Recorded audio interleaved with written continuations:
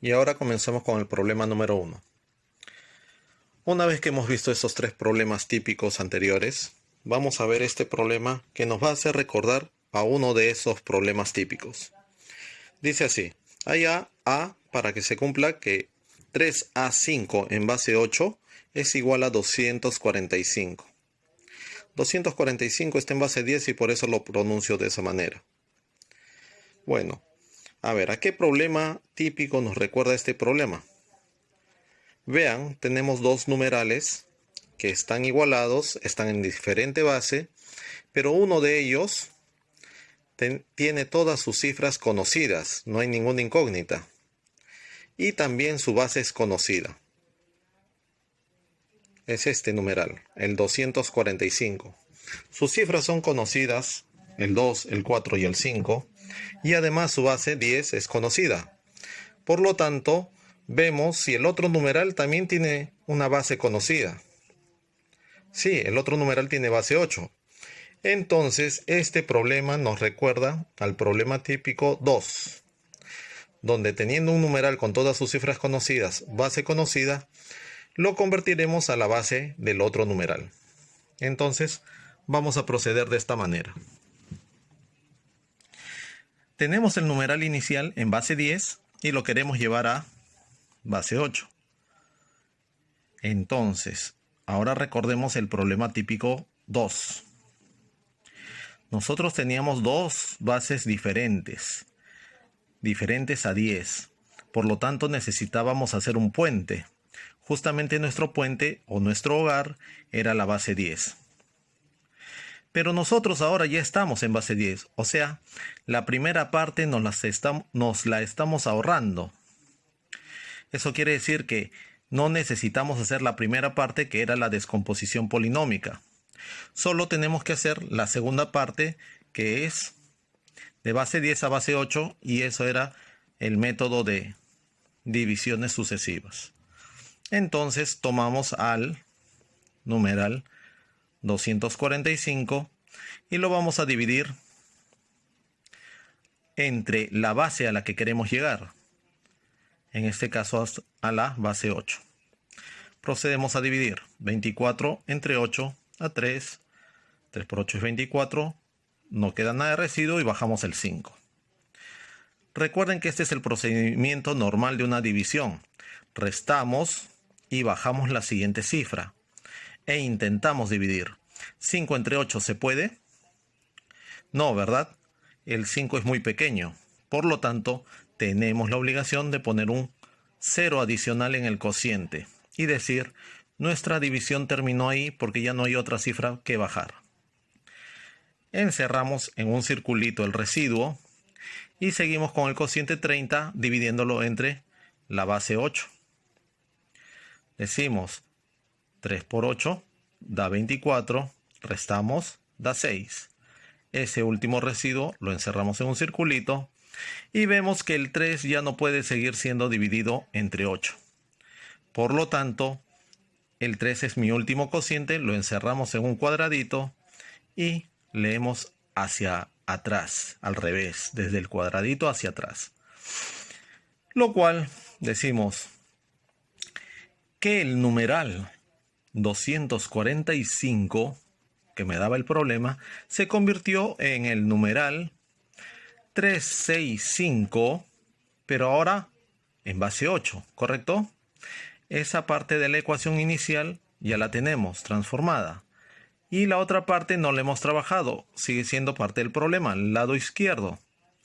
3A5 en base 8. Ahora tenemos dos numerales en la misma base que están siendo igualados. Podemos deducir fácilmente que cada una de sus cifras corresponde a cada una de las cifras del otro numeral. Por lo tanto, la cifra central A será igual a 6, ¿correcto? Y esa sería la respuesta de este problema. Ahora veamos el problema número 2. Dice haya A más B si el numeral 4AB, que está en base 10, porque no indica ninguna base ahí, es igual a 26 por el numeral AB. y no hay más. Vean, este no es un problema típico. Tampoco es un problema extraño, pero no es un problema el cual presente características comunes a varios problemas, ¿ya? En primer lugar, hay que notar lo siguiente, que a la izquierda del igual hay un numeral, porque una barrita me indica que hay un numeral de 3 cifras. El 4, el A y el B son cifras de dicho numeral y está en base 10. A la derecha del igual, ahí no hay un solo numeral.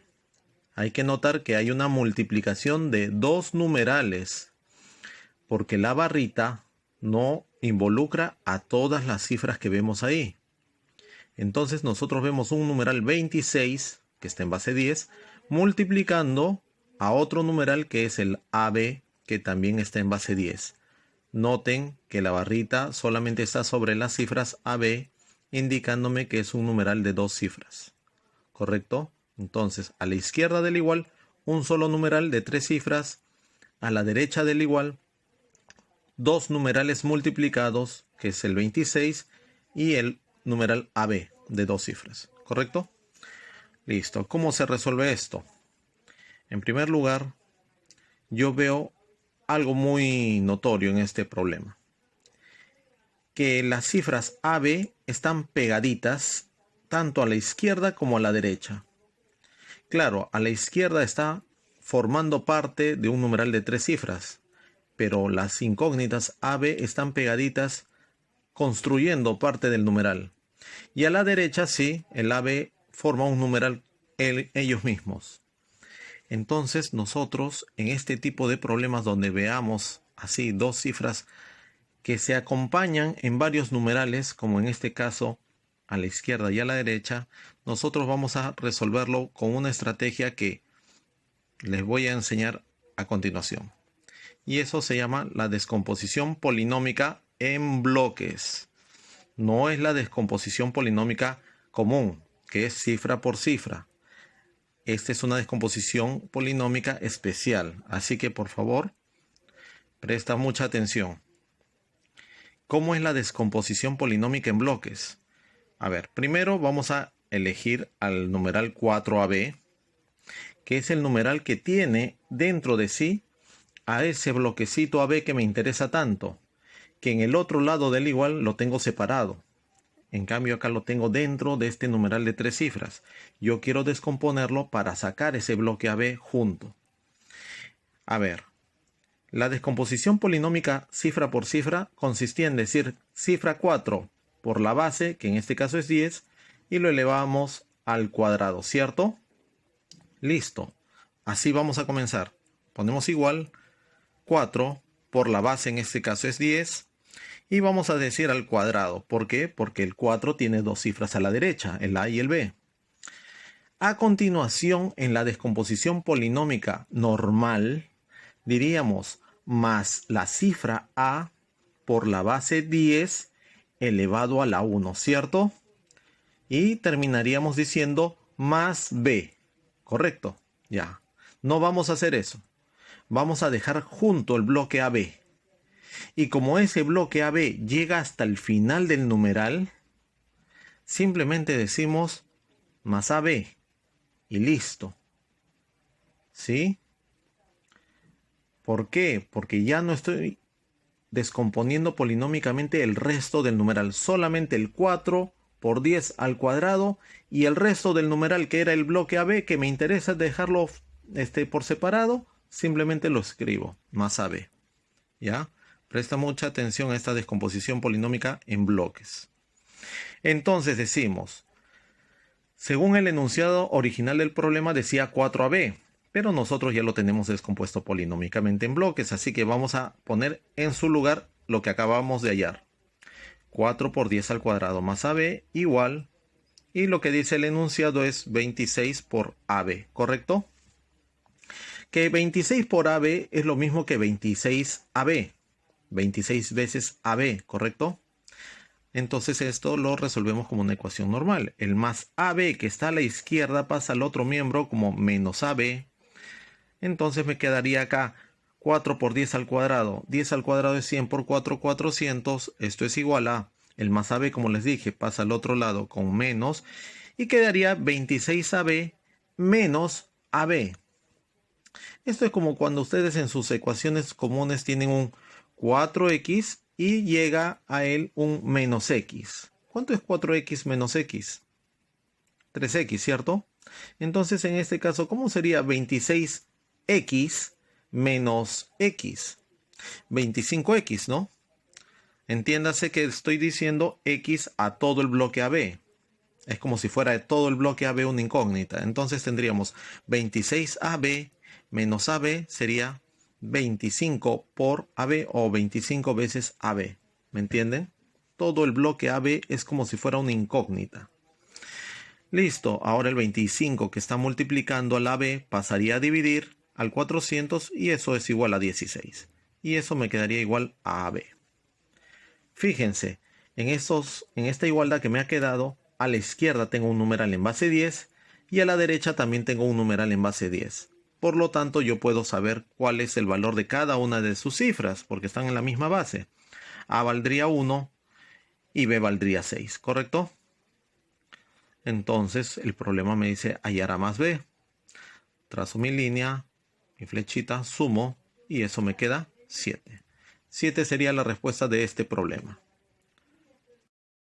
Problema número 3. Este problema número 3 no lo he considerado como un problema típico. Y sin embargo, este problema es un problema que tiene un desarrollo muy característico en muchos problemas en los cuales ustedes se van a enfrentar. Entonces, podría alguien decirme, profesor, pero entonces si usted está diciendo eso, ¿por qué no lo considera un problema característico, un problema típico? Miren, la razón es porque, si bien es cierto, cumple las características de muchos problemas, los dos elementos fundamentales del desarrollo o de la estrategia de este problema ya lo hemos abordado en el problema típico 1 y en el problema típico 3. Entonces, este problema típico, ¿sí?, es porque tiene la tipicidad o la característica del problema 1 y del problema típico 3. ¿Me entienden? Entonces, ustedes pueden regresar a los videos, a los videos de los problemas típicos 1 y problemas típico 3, ¿ya? A ver, dice, si se cumple la siguiente igualdad, 1, 0, A, 3 en base 7 es igual a ABB en base 9. Hallar B menos A. Tengo dos numerales en distintas bases y veo dos incógnitas, el A y el B. Por un momento voy a descartar la idea de la descomposición polinómica, porque tiene dos incógnitas. Pero, si recordamos el problema típico 1, ese problema típico 1 nos enseña algo fundamental en este tipo de problemas. Cuando hay dos o más incógnitas, lo recomendable es analizar las propiedades básicas de cada numeral, y estas recordaremos que lo hicimos en el problema típico 1, que las cifras incógnitas deben ser menor que la base y las mayores cifras menores que la base. Eso aplicamos a cada numeral y lo vamos a hacer en este problema. Entonces, comenzamos.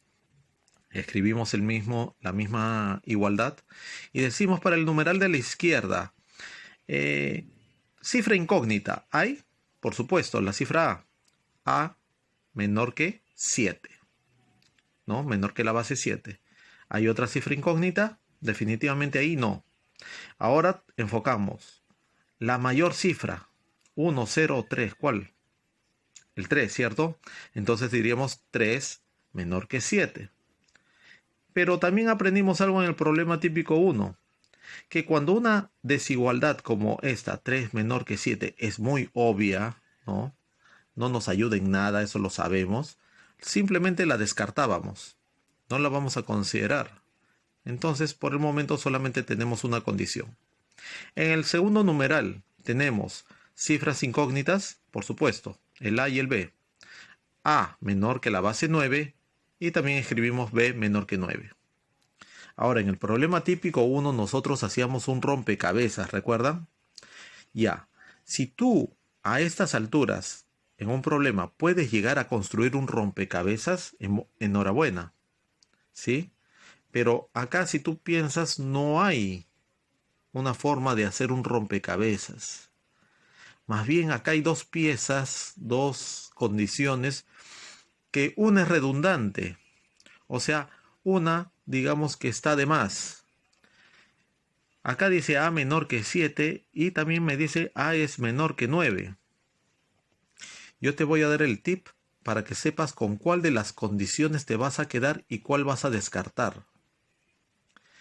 Aquella condición que te da menos valores, menos posibles valores, con esa te vas a quedar, ¿correcto? Entonces, si yo te digo A menor que 9, ¿qué valores podría ser A? Tú dirías, puede ser 0, 1, 2, 3, 4, 5, 6, 7, hasta el 8, ¿cierto? Ojo, dije 0 a propósito, porque en el numeral de la izquierda, el A podría ser 0, ¿cierto? Tranquilamente podría ser un numeral 1, 0, 0, otra vez 3 en base 7, ¿correcto? Pero en el numeral de la derecha no podría ser 0. Recuerda, la primera cifra nunca puede ser 0. Entonces, solamente fue como un ejemplo decir que si A es menor que 9, A podría ser desde el 0 hasta el 8. Listo, si quieres considéralo desde el 1 hasta el 8. Pero en la condición de la izquierda que dice A menor que 7, yo te pregunto, ¿tienes más o menos valores? Definitivamente tienes menos valores, ¿no? Porque solamente sería desde el 0 hasta el 6. Por lo tanto, yo te dije, quédate con la condición que te dé menos posibles valores y descarta la que te da más valores. Así que vamos a descartar A menor que 9 porque llegaría hasta el 8 y nos quedaríamos con el A menor que 7 que solamente llegaría hasta el 6. Siempre harás eso, ¿correcto? Y bueno, la condición B menor que 9 no tiene otra con cuál contrastar, así que la consideramos. No se puede armar rompecabezas, así que hasta acá llegó nuestra ayuda del problema típico 1. ¿Sí? Ahora vamos a ver cómo más procedemos. Nuestro problema típico 3 nos enseña un tip fundamental. Y eso es, cuando hay hasta dos incógnitas, o sea, puede ser una o dos, descomponemos polinómicamente ambos numerales. ¿Me entienden? Ya. O sea, primero vas a aplicar esto de las condiciones según el problema típico 1 y luego, como te has dado cuenta que hay dos incógnitas, podríamos proceder a descomponer polinómicamente a ambos numerales. Entonces vamos a ayudarnos de este tip y decimos, al primer numeral 1, 0, A, 3 en base 7 lo descomponemos y decimos 1, cifra 1, por la base 7, todo elevado al cubo. ¿Por qué? Porque hay tres cifras a su derecha, más la cifra 0 por la base 7 al cuadrado, más la cifra A por la base 7 elevado a la 1, invisible, más 3. Y eso es igual a, descomponiendo polinómicamente cifra por cifra, el numeral de la derecha. Diremos, cifra A por la base 9 al cuadrado, tiene dos cifras a la derecha y la más B por la base 9 y finalmente más la última cifra B, ¿correcto? Listo. Dense cuenta el término 0 por 7 al cuadrado. Tú sabes que 7 al cuadrado es 49, pero el 49 cuando se multiplica el 0 se va a anular. Así que eso no lo consideraremos. Bajamos. 1 por 7 al cubo. 7 al cubo es 343 y por 1 es 343. Más A por 7 es más 7A y más 3. Todo eso es igual a 9 al cuadrado, 81A. Más B por 9, o sea, más 9B y más B. ¿Correcto? Así quedaría nuestra ecuación. Sumamos los términos que se puedan sumar. Por ejemplo, el más 7A que está en el primer miembro pasaría al segundo miembro como menos 7A y quedaría 81A menos 7A. El más 9B se sumaría con el más B de su costado y quedaría más 10B, ¿correcto? Además que el 343 sumaría al más 3 y quedaría todo esto 346 en ese miembro igual a, como les dije, 81A menos 7A es 74A y más 9 más B es más 10B, ¿correcto? Y nos quedaría esa ecuación, la cual no se podría resolver porque tenemos una ecuación y dos incógnitas, ¿no? Entonces, ¿qué hacemos? Esa es nuestra gran pregunta, ¿no? ¿Qué hacemos en este punto si no tengo otra condición? Bueno, pues en este tipo de problemas hay que aprender a tantear. Tantear significa colocar valores a alguna de las incógnitas y ver qué sucede con las demás. En este caso tengo dos incógnitas. Tú le vas a colocar algunos valores a una y verás qué sucede a la otra, ¿no? Por ejemplo, podrías decir, ¿no? Yo a le podría poner el valor de 1 y intentas, ¿no? 346 es igual a 74 por 1, que es 74, más 10b. Y despejarías y verías que te sale b. De repente no sale nada. Intentarías con a igual a 2. Y así con a igual a 3. Y te darías cuenta de que tendrías que intentar varios valores. Ojo, nuestras condiciones de la izquierda que están encerrados en verde nos deben ayudar al tanteo. Ahí claramente dice que a es menor que 7. O sea, yo intentaría con valores menores que 7. Jamás diría, a ver, se me ocurre a igual a 9. Imposible, no puedo. ¿Correcto? Para eso sirven mis condiciones que inicialmente hallé. ¿Correcto?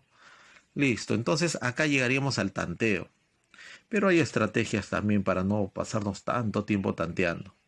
Por ejemplo, tengo una ecuación como esta y yo veo que el término más 10b es una multiplicación del número 10 con una cantidad desconocida b.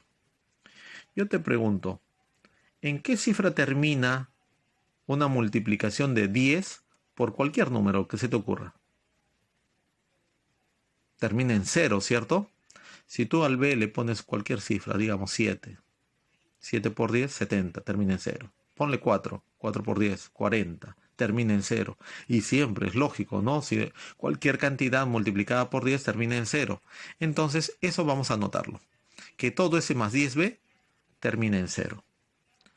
Y eso es muy importante para nuestro tanteo.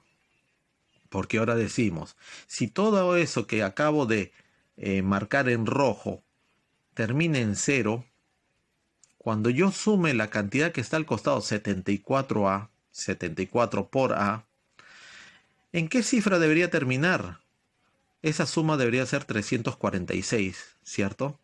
O sea, si el más 10b termina en 0, sumándole el 74a, debería terminar en 6, lo cual significa que 74 por a debe terminar en 6 para que sumado con el del costado que termine en 0, va a terminar justamente en cifra 6, ¿no?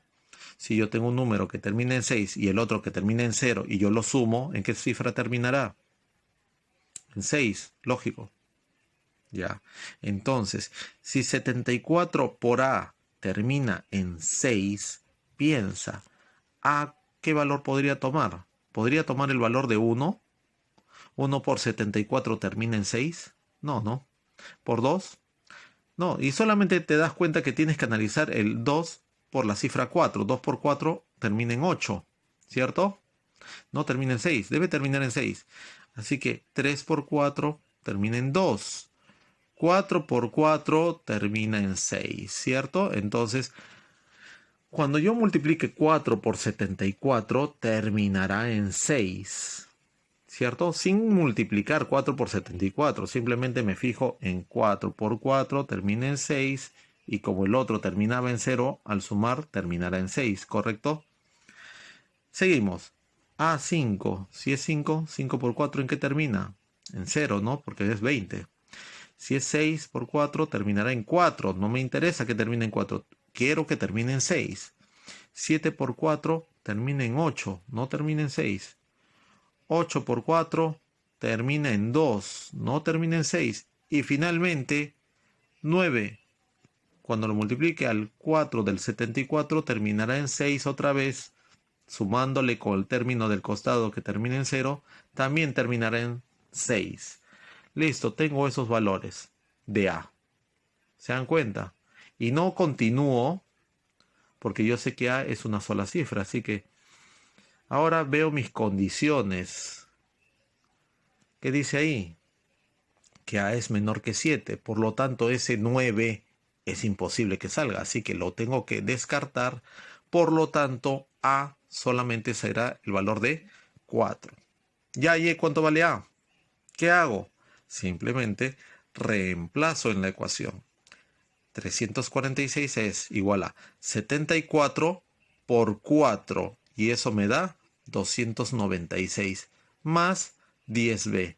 Una ecuación con una incógnita fácilmente se resuelve.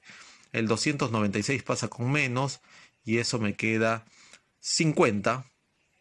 Y 50 es igual a 10b. El 10 pasa a dividir. b es igual a 5. ¿Correcto? Si tú eres un alumno de primer año de secundaria, puedes tomarte tu tiempo, apunta la ecuación, lo verificas, ¿ya? b es igual a 5. Tenemos ya la otra incógnita. Tenemos a, tenemos b. Me piden b menos a. Luego, esas tres bolitas significan luego. 5 menos 4, 5 que vale b, 4 que vale a, eso es 1. Respuesta de nuestro problema. Bueno, llegamos al último problema, el problema número 4.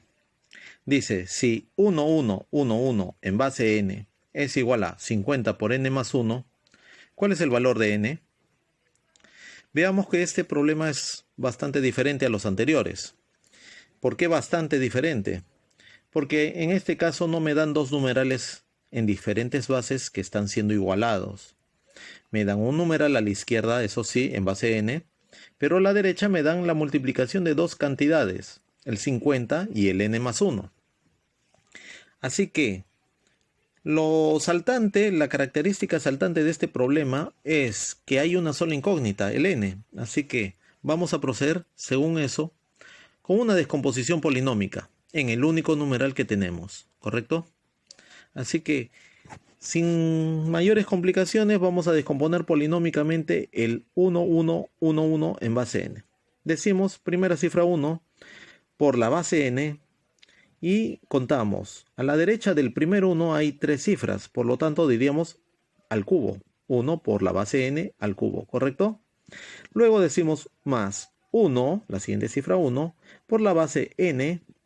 Y decimos, ¿cuántas cifras a la derecha de ese segundo 1 hay? 2, ¿no? Por eso decimos al cuadrado. Ahora, nosotros ya nos estamos acostumbrando bastante a las descomposiciones polinómicas y nos damos cuenta que siempre los exponentes van disminuyendo de uno en uno. Así que ya después de la primera cifra que contamos, ya no es necesario seguir contando para las demás cifras, así que ya sabemos que después del exponente 3 vendrá un exponente 2 y ahora un exponente 1. Así que decimos más la cifra 1 por la base n elevado a la 1 invisible y la última cifra más 1, ¿correcto? Ahora decimos en el otro miembro, 50 va a distribuirse por la propiedad distributiva de la multiplicación a esos dos términos dentro del paréntesis. Decimos 50 por n es 50n y 50 por más 1 sería más 50.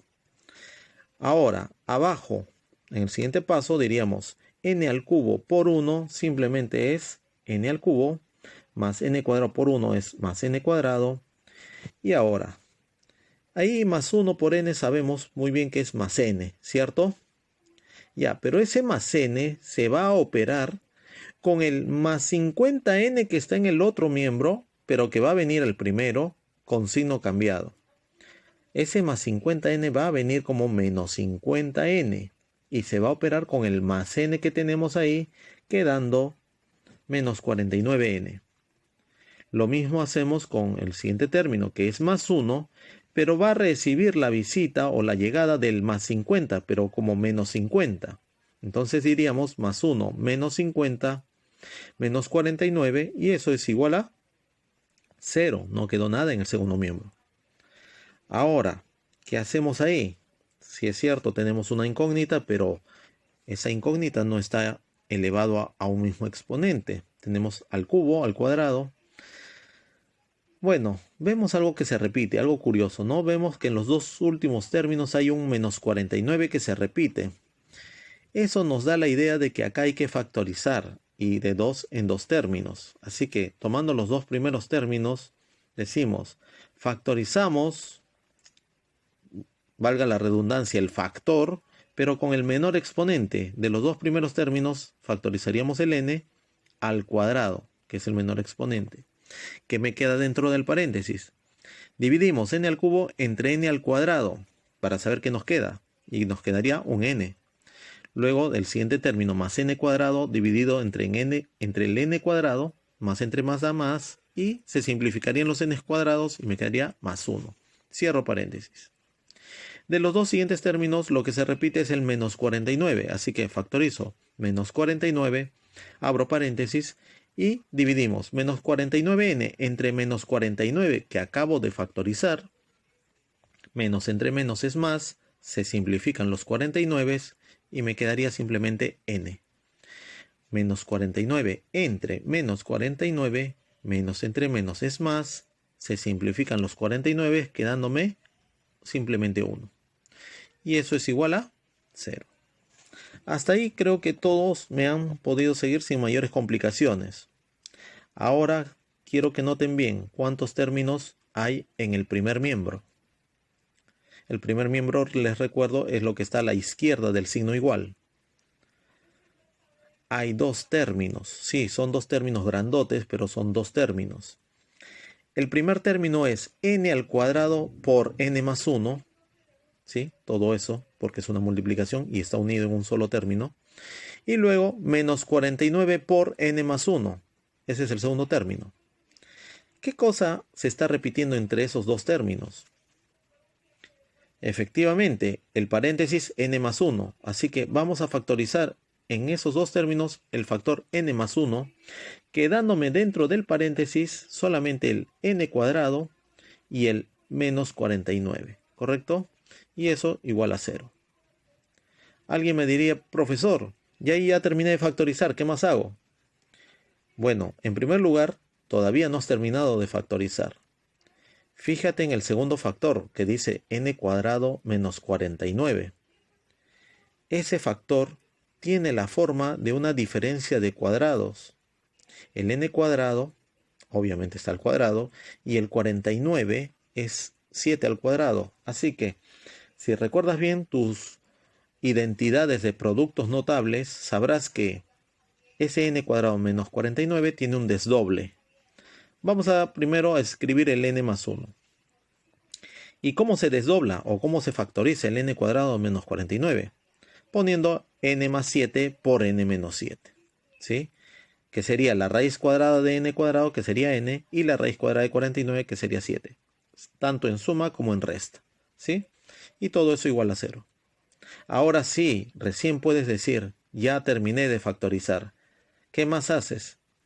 Cada vez que tengas una ecuación donde tengas puros factores, multiplicados obviamente, estos se llaman factores, igual a 0, tú vas a decir que cada uno de los factores, el n más 1, el primerito, lo igualas a 0, el segundo factor, n más 7, también lo igualas a 0, y por último, el tercer factor, n menos 7, lo igualas a 0.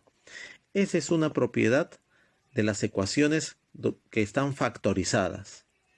Y las vamos a resolver cada uno por su cuenta, cada ecuación. Facilito, ¿no? En el primer caso tenemos que n sería igual a menos 1. Pasaría al otro lado con el signo menos. Acá quedaría n igual a menos 7. Y acá me quedaría n igual a 7. Ahora, son tres respuestas, ¿cierto? Tres soluciones en esta ecuación. Pero estas tres soluciones que me ha dado la ecuación, no todas cumplen en el enunciado original. Fíjate, el enunciado me dice que n es la base del numeral 1, 1, 1, 1.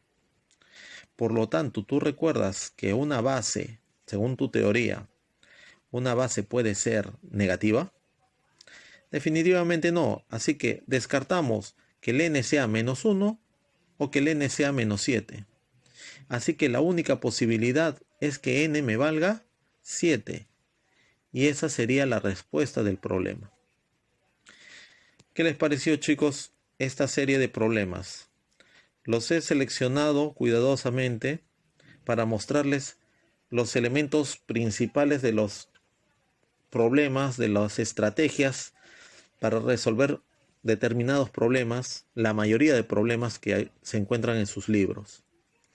Así que, si ustedes estudian cuidadosamente los 7 problemas que acabo de resolver, 3 problemas típicos y 4 problemas como ejemplo, ustedes van a poder alcanzar un cierto nivel de conocimientos que les va a permitir resolver sus tareas, ¿ya? Así que, chicos, ustedes ya poco a poco están alcanzando el poder para ser unos lobos en teoría de numeración. Así que les deseo suerte, estudien mucho, ¿ya? Próximamente les estaré indicando cuál va a ser su tarea.